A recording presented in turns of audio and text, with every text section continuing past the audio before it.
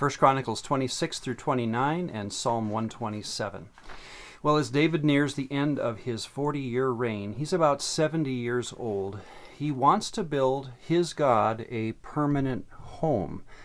Again, the word for temple in the ancient world, or in Hebrew, is actually just the very common word for house. It's used 2,000 times in the Old Testament because it almost always is translated house, just for the average person.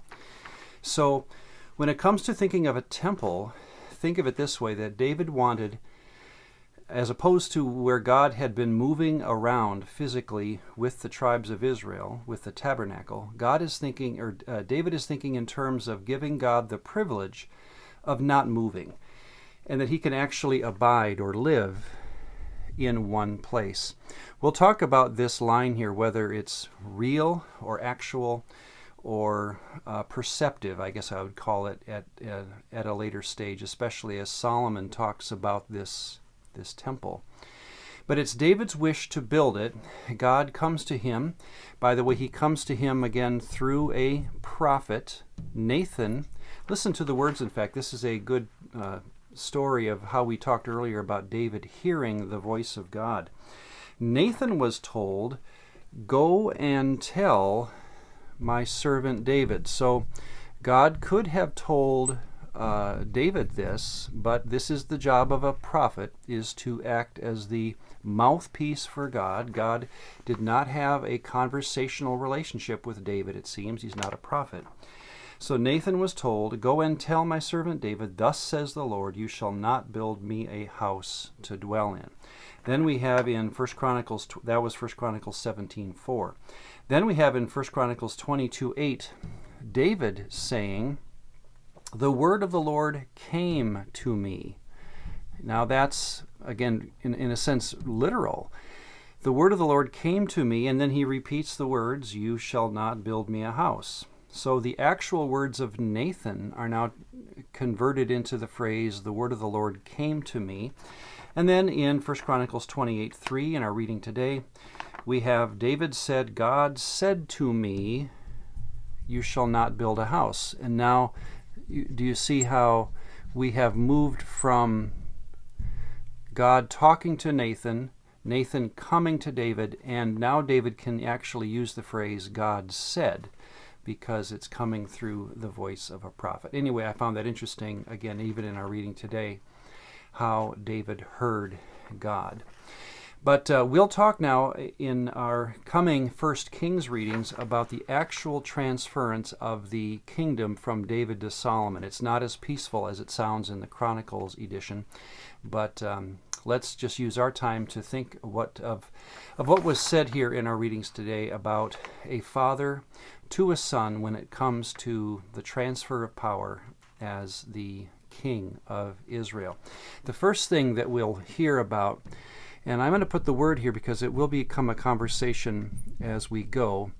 Monotheism is actually a 17th or an 18th century word that is very philosophical in nature when we get into it. So we'll talk about it further as we talk about the life of Solomon, because here's the challenge. David is going to be passing along to Solomon what is called in critical study, academic study, a single religious tradition.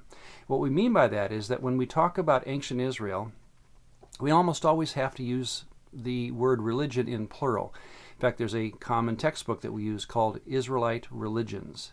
Why the S on religions? Because by the time we have come to David, or everything moving into David's lifetime, we basically have competing tribes, again, even competing for their view of Yahweh. And so in a very real way, we have competing Yahwisms that are finally coming to a head with David, and David is the one who establishes what we can say to be the seed idea of true monotheism in Israel, the worship of one deity over other deities as well as the human race. That is again a very careful conversation to have as to how that works. And the point is that until David, monotheism is a difficult concept to find in the actual daily life of Israel. He will be recommending, as we'll again hear in 1 Kings, very careful understanding of what it means to be a monotheist. Of course, our challenge will be to see if Solomon lives up to that.